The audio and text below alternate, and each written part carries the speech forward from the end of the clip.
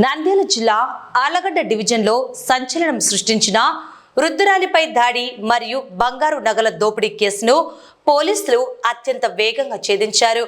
భూసార పరీక్షల పేరుతో నమ్మించి ఒంటరిగా ఉన్న మహిళను హతమార్చే ప్రయత్నం చేసి నగలు అపహరించిన నిందితుడిని పోలీసులు కటకటాల్లోకి నెట్టారు. డీఎస్పీ వెల్లడించిన వివరాల ప్రకారం నిందితుడు జగన్మోహన్ రెడ్డి రాజమండ్రిలో ఉంటూ విలాసాలకు అలవాటు పడి అప్పుల పాలయ్యాడు. ఆ అప్పులు తీర్చుకోవడానికి అడ్డదారి తొక్కి ఒంటరిగా ఉంటున్న వృద్ధ మహిళను లక్ష్యంగా చేసుకున్నాడు.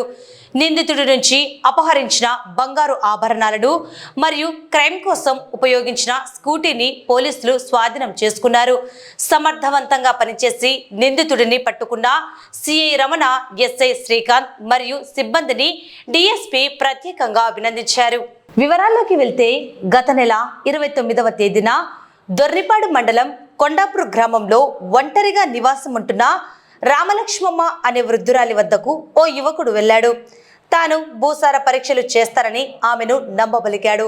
అనంతరం తాగడానికి నీళ్లు కావాలని అడగడంతో ఆ వృద్ధురాలు ఇంటి లోపలికి వెళ్ళగా వెనుక నుంచి వెళ్లిన నిందితుడు ఆమె గొంతు నులిమి కిరాతకంగా దాడి చేశాడు. ఆమె ఒంటిపై ఉన్న బంగారు గొలుసు మరియు ఇతర నగలను దోచుకుని పరారయ్యాడు. బాధితురాలి ఫిర్యాదుతో రంగంలోకి దిగిన ఆళ్లగడ్డ డీఎస్పీ శ్రీనివాసులు పర్యవేక్షణలో సిఐ రమణ మరియు ఎస్ఐ శ్రీకాంత్ తమ బృందంతో కలిసి దర్యాప్తును వేగవంతం చేశారు. సాంకేతిక ఆధారాలతో నిందితుడు పగిడాల జగన్మోహన్ రెడ్డిగా గుర్తించి అదుపులోకి తీసుకున్నారు.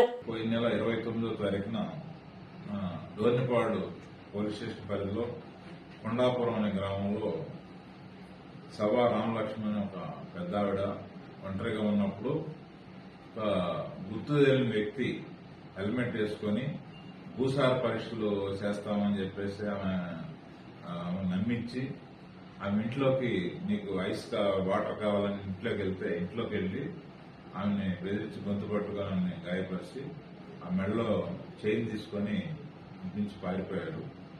దాని మీద డోర్నిపాడు పోలీస్ స్టేషన్లో కేసు నమోదైంది. ఎస్ఐ శ్రీకాంత్ కేసు నమోదు చేశాడు.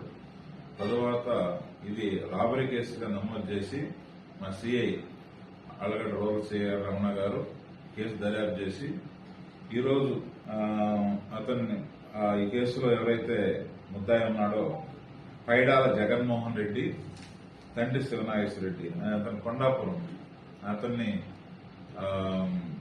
అరెస్ట్ చేసి ఈ కేసులో దొంగతనం జరిగిన ప్రాపర్టీ చైన్ సుమారు 4 సెవెన్ల చైన్ని, బంగారు చైన్ని రికవర్ చేయడం, వాడు ఉపయోగించిన స్కూటీని కూడా సీజ్ చేయడం జరిగింది. ఇది వెంటనే అది అక్కడ దర్యాప్తులో భాగంగా మాకు అనుమానం వచ్చి అతని మీద చర్చ పెడితే అతని దగ్గర ప్రాపర్టీ దొరికింది.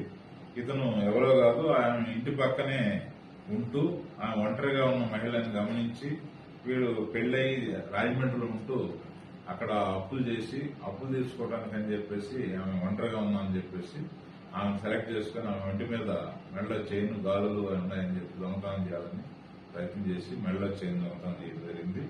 దర్యాప్తులో భాగంగా వాటి సమాచారం తీసుకొని చాకచక్యంగా దీన్ని కేసును డిటెక్ట్ చేసిన మా సిఐ రమణ గారు అలాగే శ్రీకాంత్ టీం వాళ్ళని ఎస్పీ గారు ఆధ్వర్యంలో అభినందించడం జరిగింది. ఇది ప్రత్యేకంగా స్పెషల్ కేసుగా తీసుకుని మా సిఐ గారు, మా ఎస్పీ గారు సునీల్ స్వరాణి గారు కూడా దీన్ని ప్రత్యేక శ్రద్ధతో ఈ కేసును డిటెక్ట్ చేయాలని ఉత్తర్వులు ఇవ్వడం జరిగింది. ఆ డైరెక్షన్ మేరకు ఈ కేసుని తొందరగా డిటెక్ట్ చేశాం. ఎవరైనా కూడా ఇట్లా అనుమానితులు ఎవరైనా ఇంటికి వచ్చినప్పుడు వాళ్ళ ఊరు పేరు తెలియకుండా వాళ్ళతో మాట్లాడటం, వాళ్ళ వివరాలు అడగటం, నమ్మించడానికి కూడా భూసార పరీక్షలు చేయాలా, మీ ఆధార్ కార్డు కావాలా, మీ ఇది కావాలని చెప్పేసి పాన్ కార్డు కావాలని వివరాలు, పర్సనల్ వివరాలు అడుగుతున్నారు.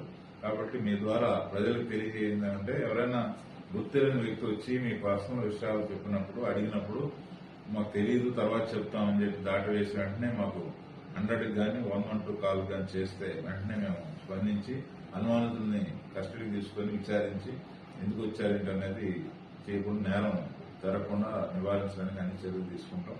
కాబట్టి ప్రజలు ఈ విధంగా ఎవరో వ్యక్తి వచ్చి మీ భూసార పరీక్ష చేస్తామని చెప్పి మాటల్లో పెట్టి నమ్మించి ఇట్లా దొంగతనానికి పాల్పడ్డారు. కాబట్టి ప్రజలు మోసపోవద్దని చెప్పేసి మీ ద్వారా కోరుకుంటున్నాం.